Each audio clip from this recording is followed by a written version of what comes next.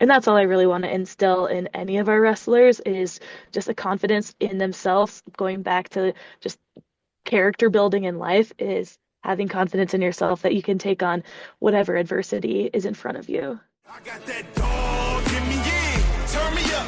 Big energy, got the crowd going nuts. I got that dog. Hello, everybody, and welcome back to another episode of the Wrestle Her podcast. I'm your host, Jessica Brenton, and today we have a special guest on. Her name is Tarin O'Donnell. So, how are you doing today, Tarin? I'm doing well. How are you? Doing great. Glad to have you on. Thanks for joining me. Thanks so much for having me. I've been listening to the podcast for a bit, following you, and I just love seeing and hearing these stories of female wrestlers or coaches, or just females in the wrestling world. Yeah, well, I'm glad to have you on to get your story. So, why don't you go ahead and just tell the listeners a little background about yourself? Yeah, will too. So I live in the Lake Tahoe area of California, in Truckee, California specifically. So I've been here about a decade now, and I'm an assistant coach for the high school here, for the wrestling team, the boys and girls. And about, let's see, in 2000, I think maybe 17 is when I kind of stumbled upon the Truckee Wrestling Club. And I wasn't too sure if it was like high school youth or whatnot, and it was just youth, but I got involved with the youth program.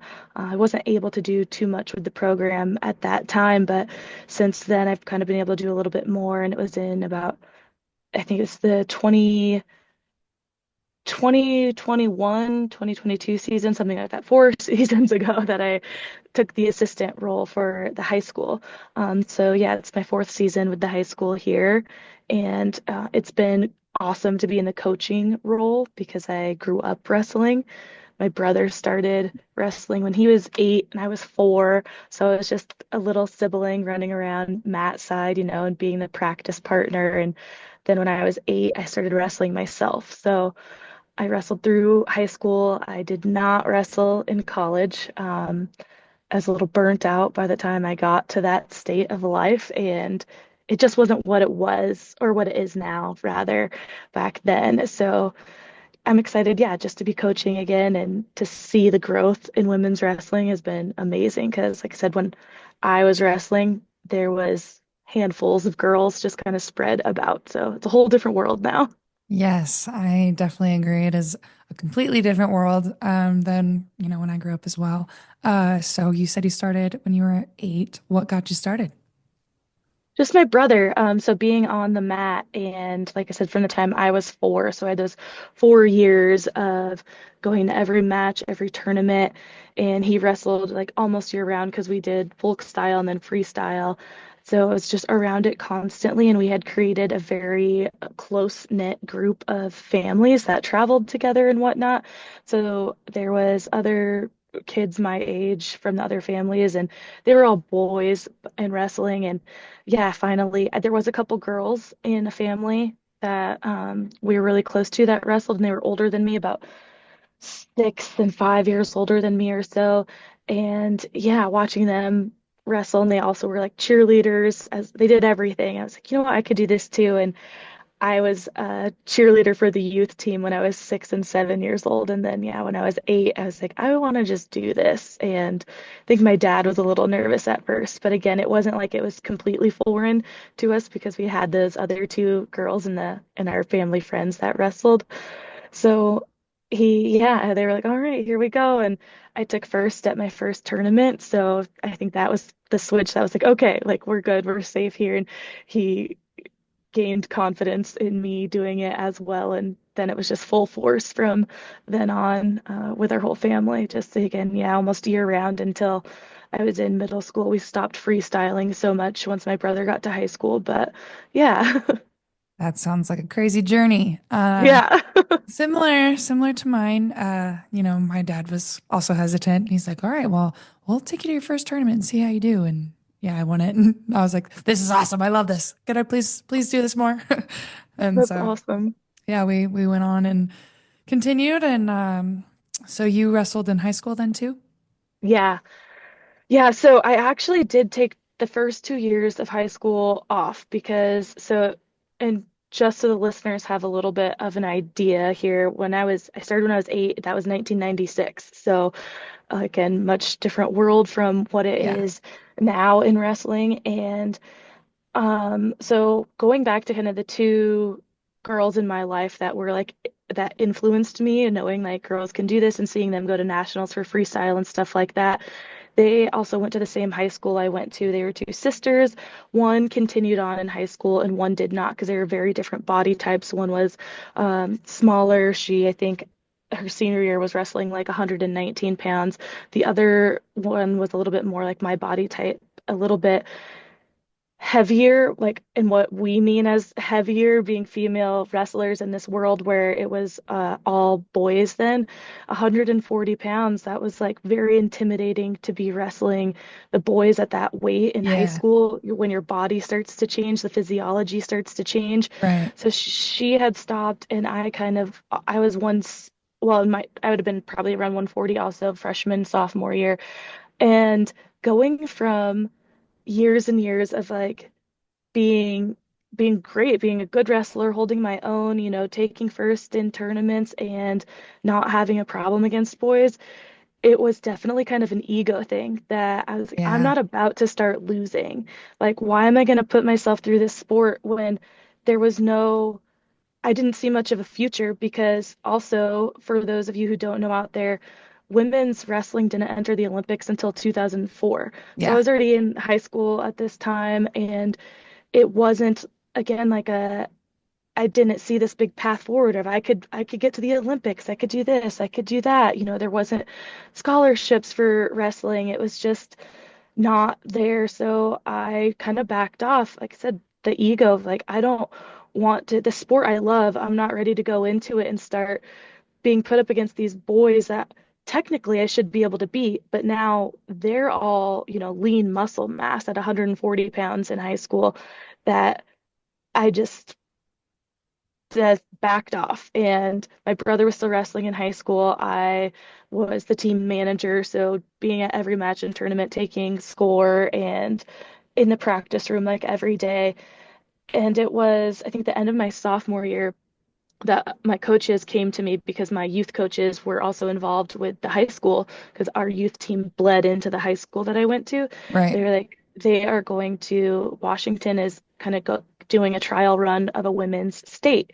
So do you want to come get back on the mat? And this was in like 2 weeks. I was like, oh my God, no, like I've taken so much time off. Like Right. I can't go just get on the mat right now. And I did not do that little kind of trial run my sophomore year, but my junior year, I went back onto the mat and it's like, all right, let's give this a go. And so I wrestled 160 pounds, and yeah, it was tough. Like I Yeah. said, That's a tough weight class to wrestle boys.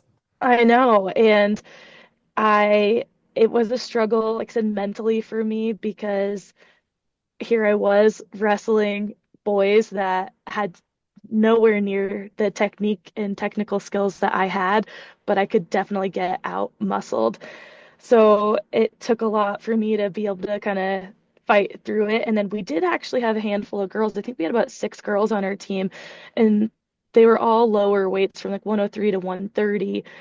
But again, that girl, that Trisha Schrader was her name, who was like my idol growing up. She was my Mhm. family friend who I looked up to. She came back to the high school and she helped coach the girls. So we would kind of separate a little bit. But yeah, I practiced with our girls and in with our boys, but I didn't have a regular practice partner that was my weight because I very much kind of became just more of a coach to our girls than getting the practice myself. So it's an interesting place to be in. But again, competition wise throughout the girls, there were not a lot of other female wrestlers at the time who had the experience I did. So when we did do those all girl tournaments, um, I was one of the more experienced ones. So I didn't have a lot of issue there, but it definitely, I felt like held me back at times that I wasn't just kind of training and practicing with people who were at my level and getting myself to a better level. Yes. So when did your state get girls wrestling? So let's see, that was my junior year, I think 2005 was the first year that it was a little bit more. So 2004 was the first year they did the trial run. 2005, it was a little more set in stone. But 2005 and 2006, my junior and senior year, it was still all like round robins. They just didn't have enough females to make brackets. Okay. And so after I left, though, a year or two after I left, I think it was a couple years after I graduated, that they fully sanctioned like regionals and everything like Yeah. that. But Washington State was one of the first states to sanction girls wrestling as its own sport. So one of the original states. So I was lucky to at least be from a state like that where it's been growing for a lot Yeah. longer than some other places. But for me, it was still very much the growth stages and yeah, so I feel like lucky to have been a part of it, but there's definitely times like looking back now, like, oh man, I do wish this was available when I was that age because again, just the weight class that I was at, wrestling boys, it was very tough. And I only wrestled about two girls that were like my body type because I'm like Yeah.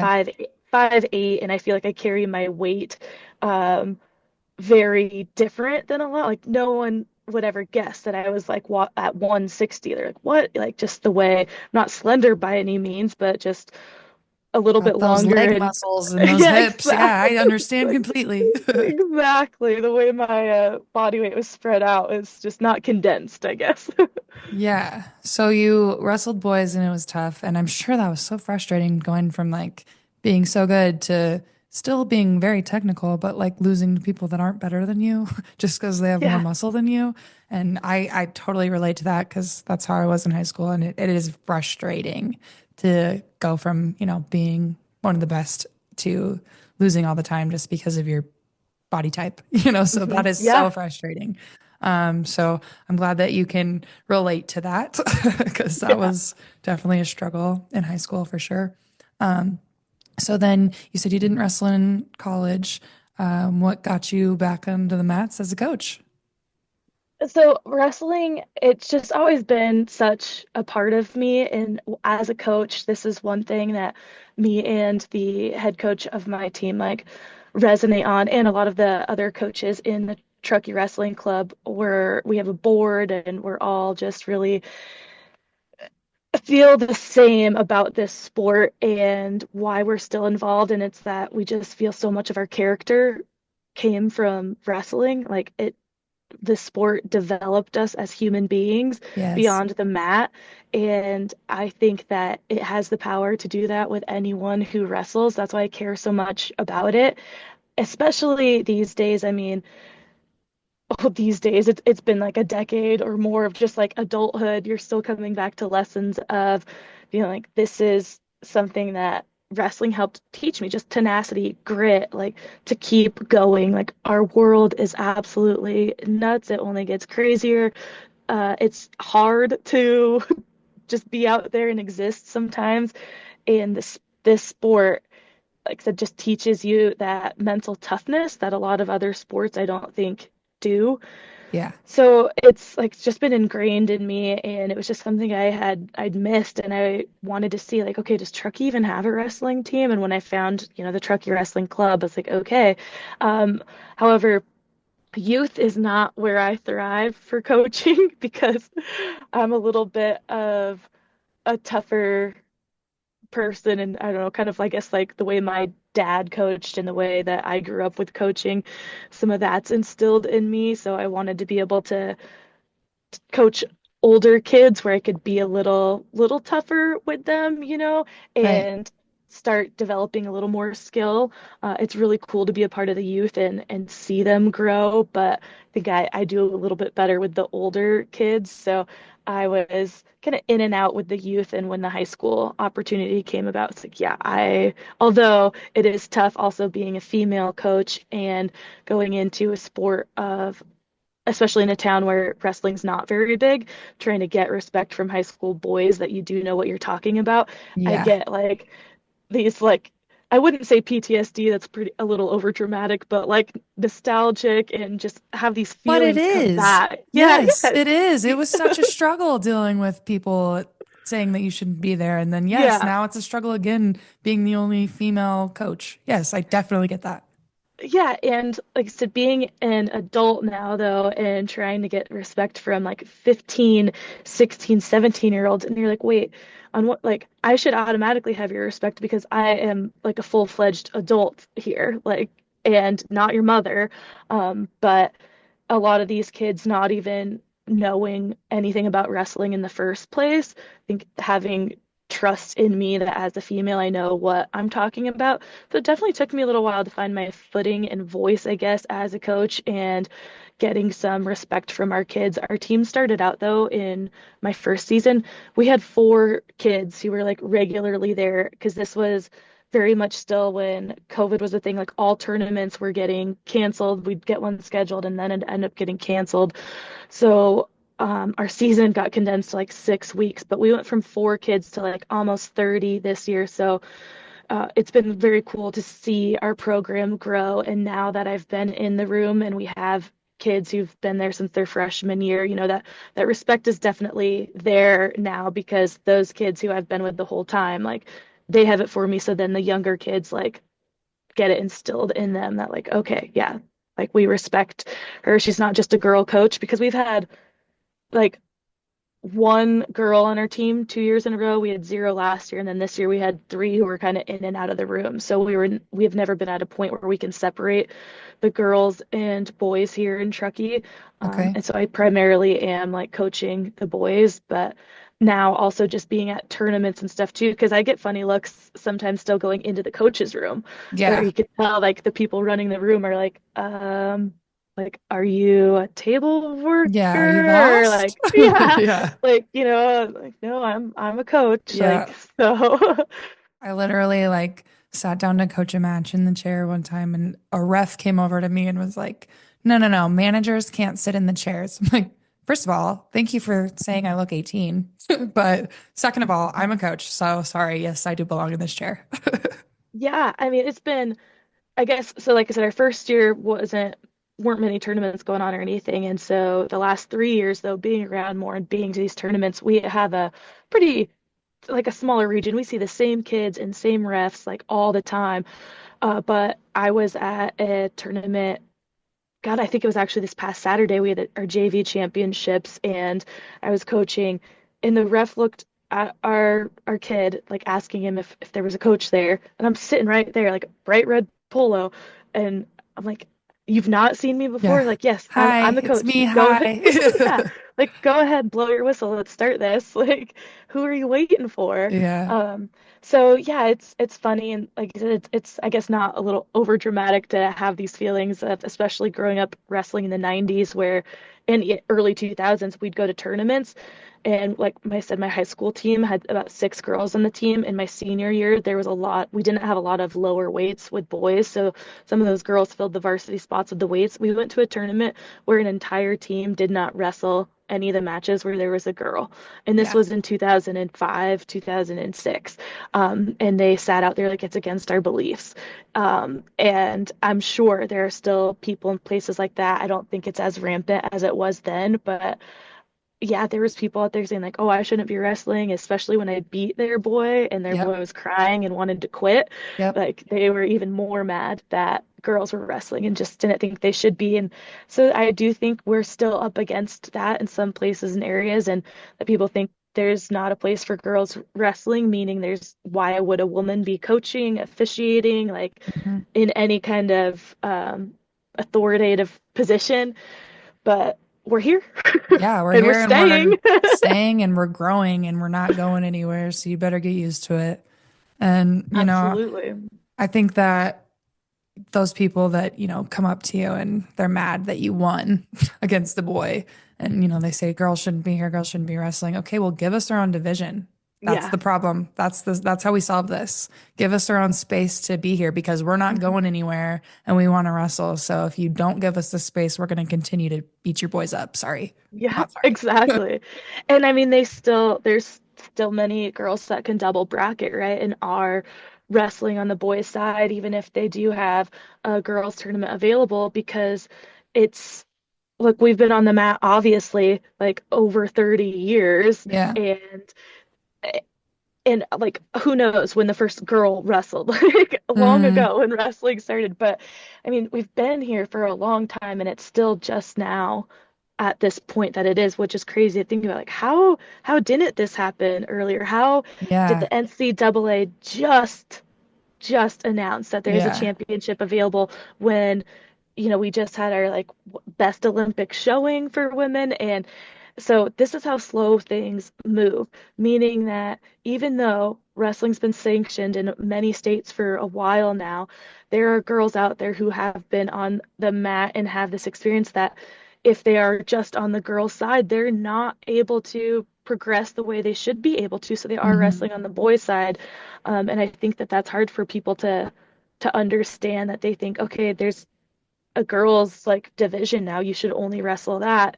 And I feel like it's a really kind of gray area still that people don't, like I said, quite understand like how or why. And it's like, well, again, there's women that need to be able to progress and doing that, like the only way they can is wrestling the boys who have the same skill level and technicality that they have because of the amount of years they've been doing it. Right. Uh, but yeah, it's interesting to see it all grow and happen in the places where I'm in the Facebook group Wrestle Like a Girl, so I see a lot of comments and posts from people who are saying that, their high school like won't let the girls wrestle with the boys because it is sanctioned. And that's what's crazy to me. It's like, Hmm.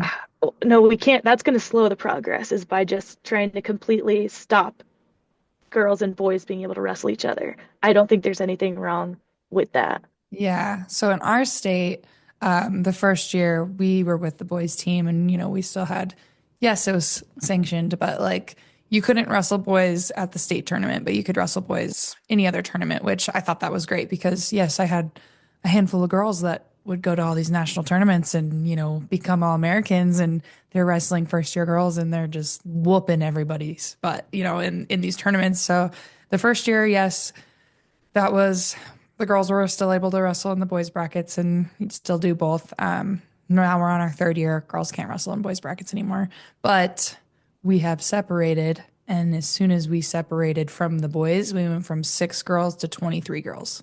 So if you give a girl's space, they're Mhm. going to feel more comfortable doing the sport that they don't know how to do.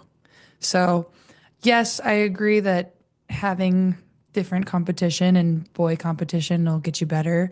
But as it evolves, I do think it does need to just be girls wrestling girls. And, then people can shut up about it and they can just let us do our thing and wrestle like we want to be here to do. So, I think that once it gets more and more years under it, then yes, it should be separate. But as it grows, you need to let them be able to get competition too. But I do Yeah. think it's a different thing for boys too, because girls have to, sign a form. Well, in my state, they had to sign a form. I had to sign a form, should I say, saying that yes, I know I could potentially get hurt. Yes, I'm joining a male varsity sport, and there's potential to get injured or death or whatever. But the boys don't have to sign that form, and I do Huh. think the boys should have a say because I've heard from boys wrestling a girl is like a lose-lose situation because, if you wrestle her and, she sucks, it's, oh, it was just a girl. Yeah, of course Hmm. you beat her. It's just a girl. But if you wrestle her and she beats you, it's like, dude, you lost to a girl, So it's like they have to be able to have a say too and have a voice also. So I can see both sides of it being on one side of it and then listening to the other side of it. I can understand both sides of it. So I'm hoping that your guys' state progresses to where you guys can have good competition and it grows in a tremendous way like my state has. Well, so that's the interesting part. So I live in California, but we are so close to the Nevada border, and I live like Truckee is a mountain town. We are not isolated, but we're not in a big like metro area. So we actually wrestle in the Nevada region. And because California obviously has, I mean, awesome girls wrestling. I mean, look Yeah. at Amita Lore. She is from like a couple hours away from where we are. And Nevada also has a solid girls wrestling foundation. And but just where I am in the Nevada region, California region being a little smaller, there's definitely not a lot. Like we're a ski town too, so we fight against that in the winter, getting wrestlers at all, let alone like girls wrestling just in my little town. Um, so I totally agree. I think that it is almost like a catch-22, right? Where you have to give the girls the space and we have to get a few, like for us in Truckee, like, okay, if we get a couple girls on the mat, then they'll see it and they'll understand, like, we have a woman coach, there is space for them. They don't have to practice with the boys, but they can if they feel comfortable and want to, right? In the same way in the tournaments is like, if you can double bracket because you need to push your competition level. I think that's awesome.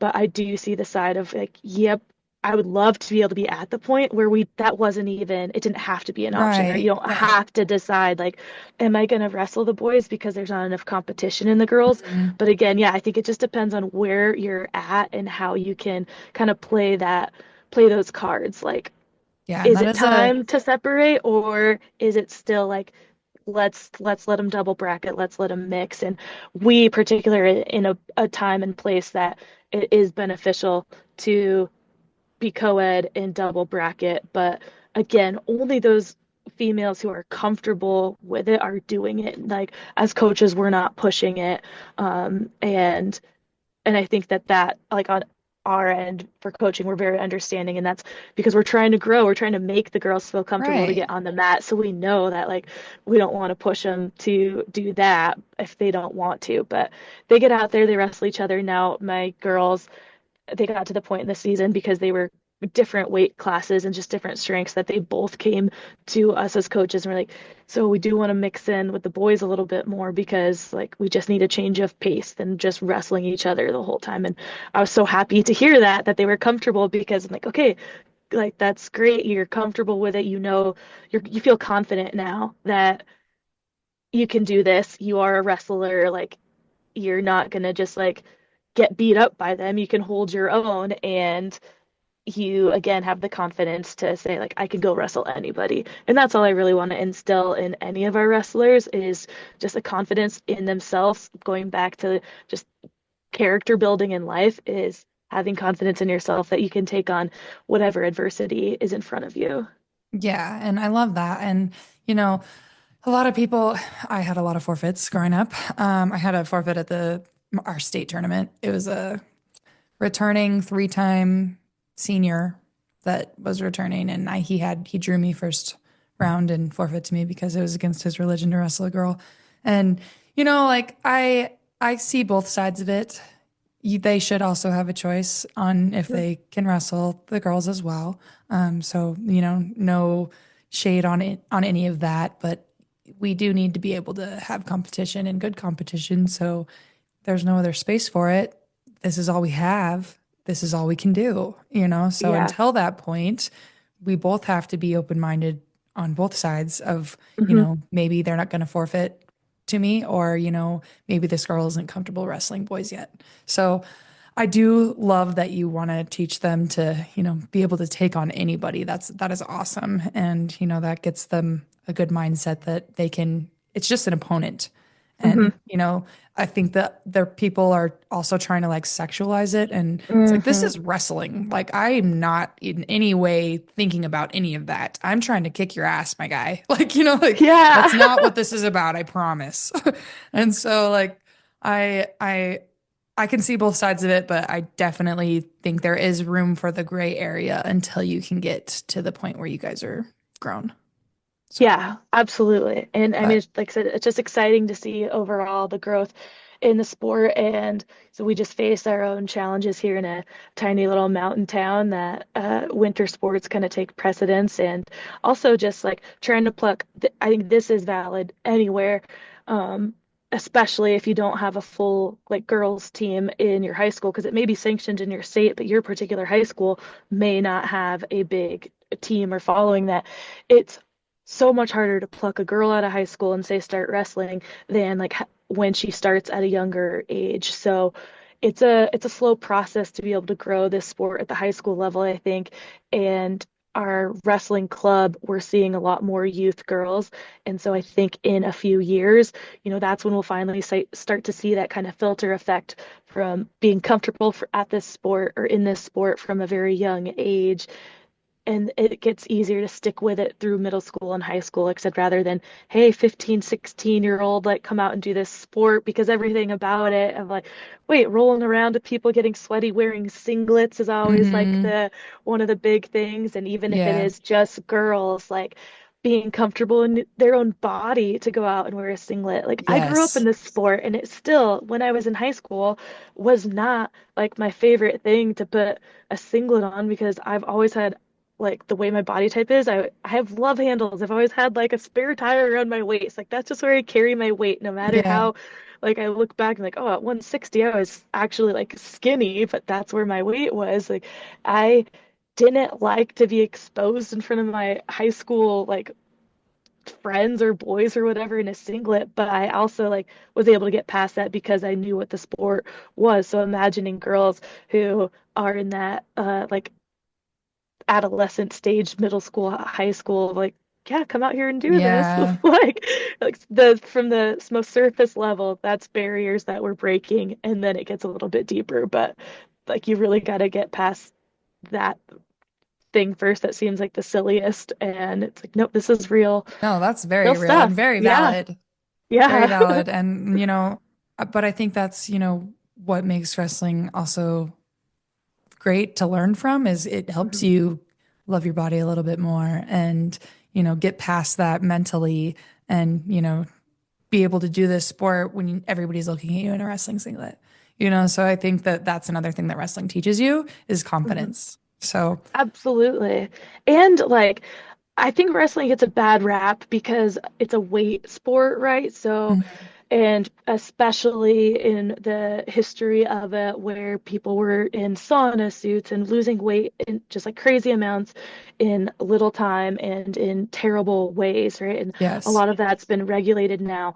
But again, it gets a bad rap because you have to watch your weight. So people talk about eating disorders or things like that within the sport. And I don't like, you know, doubt that or negate that at all. It happens in a lot of sports and in high school ages. But for me, it honestly kind of helped me learn that the weight on the scale doesn't matter. Like I said, especially with the way my body type was. When I got on the scale in eighth grade and was like 140 pounds, me and my mom were like, no way. This is a lie. Like, what? There's no way I can weigh that much. And and even like I said, in high school at 160, and as I like gained weight just being older, I still think about that. Like, I don't think that anyone would guess my weight, like true weight, just walking around. And so Hmm. like that doesn't matter, and that's just whole other diet culture conversation and stuff that it's, but so many women put so much umph and like so much value in what the scale says, and it doesn't Right. matter at all. Like Yeah. If you that look healthy, number you doesn't, feel healthy, like the yeah, number on the scale doesn't matter. it doesn't tell you that you're like too fat, too skinny, or what you can or cannot do. Because like I said, being at this weight, and yeah, that was something I had to get past my freshman and sophomore year, to know that even at this weight, I can compete. I had to go through that to learn it, but again, it taught me to not put all of my value on the number of the scale. So in a sense, it did much more for me than against me with like having a issue with weight or always being concerned about it. Sure, I always want to know what my weight is, but again, I don't put that value in what that scale says. So I do think that it can teach you a little bit more about your body and body awareness than have harm on those things. Yeah, especially now, like if we're my wrestling team, for example, I don't let girls cut weight. Like we don't do that. We don't do that around here. I know how I did it and it was terrible. So Hmm. I'm not going to let you guys do that. I'm not going to let you guys create eating disorders. We're going to lose health weight in a healthy way. We're going to, get on a strict diet plan. If this is what you want to do, we're going to do this. I'm not forcing you to do anything with your weight class. You can do whatever Hmm. you want to do with your weight class, but you're eating. 3 meals a day and you're drinking a bunch of water. You're not cutting out anything. And if I see you starving yourself, you're going up a weight class because we're not doing Hmm. this. So I think that that's something that we need to push harder, just Absolutely. because that is so important. I don't want to create eating disorders. I don't want to create bad habits. And my body now is not great because of the things that I did when I was younger. So I don't want these girls to have to deal with what I dealt with in any situation, with being treated how they were treated with the boys, eating disorders, all of it. I want them to have a completely different experience than I did and have a good experience with wrestling. Absolutely. And I 100% agree. I had this conversation with my girls the first tournament we went to, and they're kind of asking about it because they're seeing the boys have these conversations, like the more experienced boys, about dropping weight. And I was like, look, we're not even going to go there. We're going to, especially today, your first tournament ever, like what you weigh is what you're wrestling. And then, we'll talk as we learn more. But with women, we carry our body weight differently. Things are just different. Also, overall, in general, this is something I talk about. I'm a personal trainer as well, so I have to also clients my age who grew up in this world of, just again putting value on that scale number and all that and not eating, restricting calories is food is fuel. We have to eat. And I know there's a lot more conversation about it in wrestling these days than there was back when I was wrestling. And a lot more people are better about like educating their wrestlers on how to eat right instead of just not eat and looking at food again as a fuel source. So like just starving yourself isn't going to do any good. You're going to go out there and you're going to lay an egg on the mat. You're going to like Yeah. have no fuel for the entire tournament. You're going to go 0 and 2. You're going to look like hell. You're going to wrestle like hell. Like it's it's just not good. We need to fuel our bodies. And I had a girl over for regionals and again, weight management just in general was something they didn't know about. And she's trying to get down. This is regional. So, of course, we're like doing what we need to do day of to make weight. But I'm like, she's barely sweating, and the boys who are out there like poor, and I'm like, this is not just water weight. This is where we have an issue, right? And this is what women deal with. Like, Hmm. it's not always just water weight that you can actually just get out of your body in that hour of, running or wrestling and whatnot. So we have to handle it a lot differently. And I think that there's obviously more male coaches out there still than women, male coaches coaching women, and they also need to be educated in that as well. The conversations on weight and like your girls can't just cut weight the way that boys can and It's so overall. And different. yeah. And I never ever had those conversations. I didn't know anything, but again, I wasn't cutting because being at 160, well, there was no point for me to cut to 52, 45, 40, or try to get down to 30. The competition would have been still just as hard at the Yeah. high school level at those weights. And my dad was like, "You could probably get to 103." I'm like, "You are insane. I can't get to 140. Like I don't Yeah. have 20 pounds to lose. Like you might Yeah. think I do because the scale says that, but again, the way my body type was, like no, I don't have 20 pounds to get rid of. It's not going to happen. I'll lose all my muscle. I will die. I'll be skin and bones. Like Yeah. I'm just dense, okay?"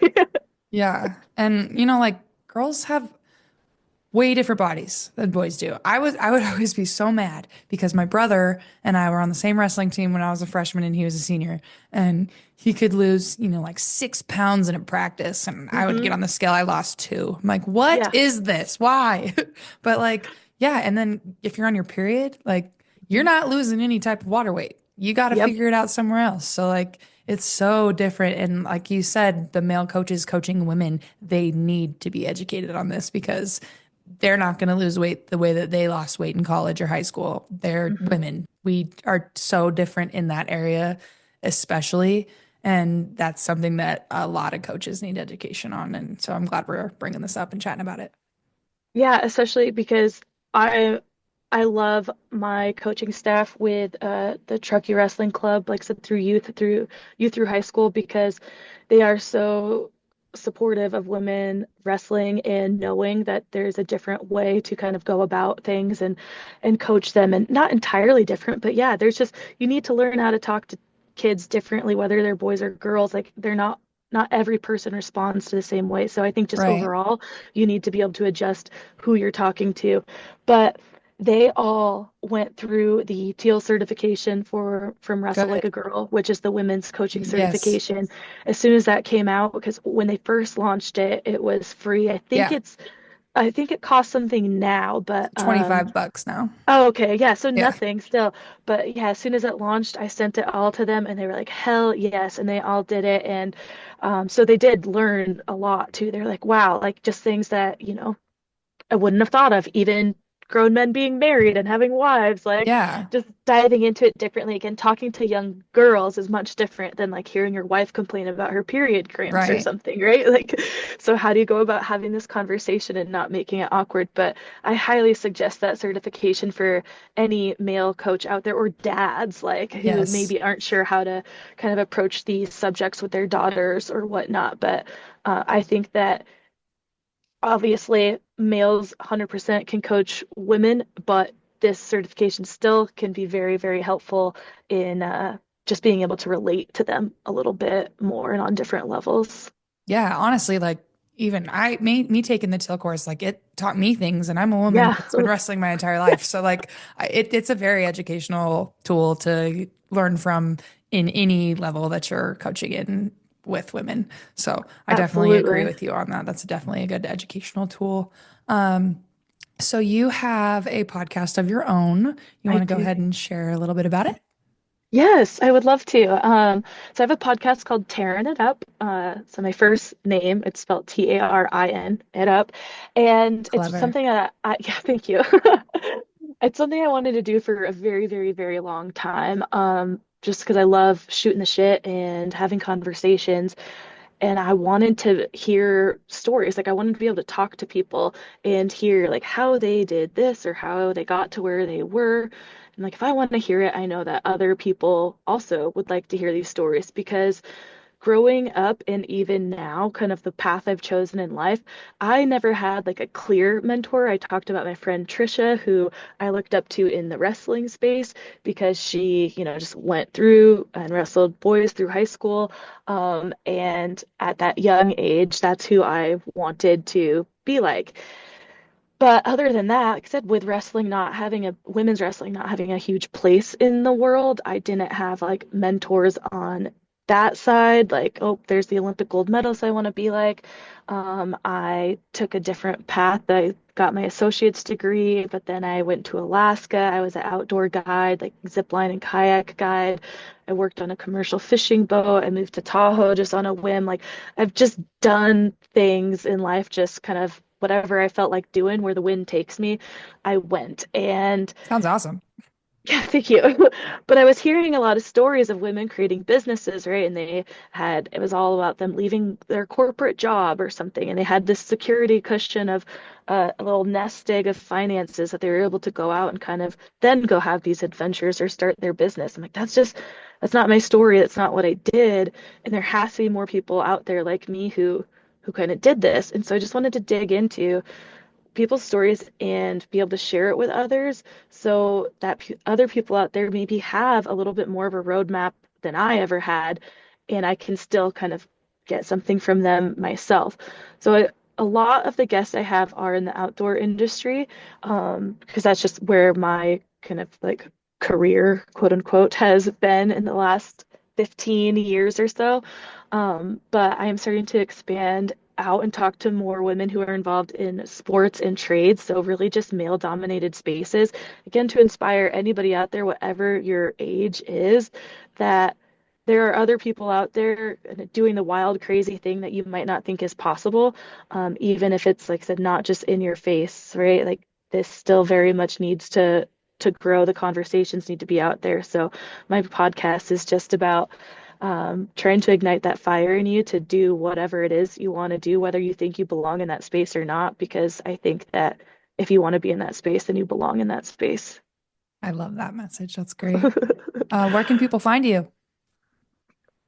People can find me on Instagram at Taryn.it.up.podcast, a period between every word. Taryn it up podcast with a dot in between. And Then online, my website's tarinituppodcast.com. So I'm on all the podcast platforms too, Tarin It Up. The biggest thing is just like spelling Tarin. It's Tarin. But yeah, on all those podcast apps, Instagram is where I'm the most active on social media. But I do kind of appear on TikTok once in a while. Same handle there. And then the website, of course. So yeah, I would love to have anybody out there reach out. Feel free to send messages, ask questions, um, pop on to tell me, anyone they think might be a great guest or be a guest themselves. Always open to those inquiries. So yeah, just open to have any conversation. Yeah, so everybody knows where they can find you now. So hopefully they reach out. Yes. So I appreciate you being on my podcast today, sharing your story, sharing about your podcast. It's very interesting to hear, people wrestling boys and, before this was sanctioned. And I love hearing these stories and, how we've grown and progressed and where we are now. So Yeah. I appreciate you sharing with us today. I appreciate you having me so much. I'm excited to just be able to reach this more specific, like women's wrestling audience, because I don't have that yet with my platform, and I gotta reach those female wrestlers. Like I gotta find them. So happy you were able to have me, Jessica. Yes, and I hope they find you too. Yes, thank Um, you. you're welcome. And thank you guys so much for joining us, and we will see you guys next time. Bye. Can't accept the loss, I'm hard-headed. There's a little bit of madness to my method. Many falling off that fine line that I'm treading. I risk anything to be great, and I'm not letting nobody rob me of my victory. Number one, that's what I'm meant to be. When by any means, only thing that makes sense to me, I can make nice or make history.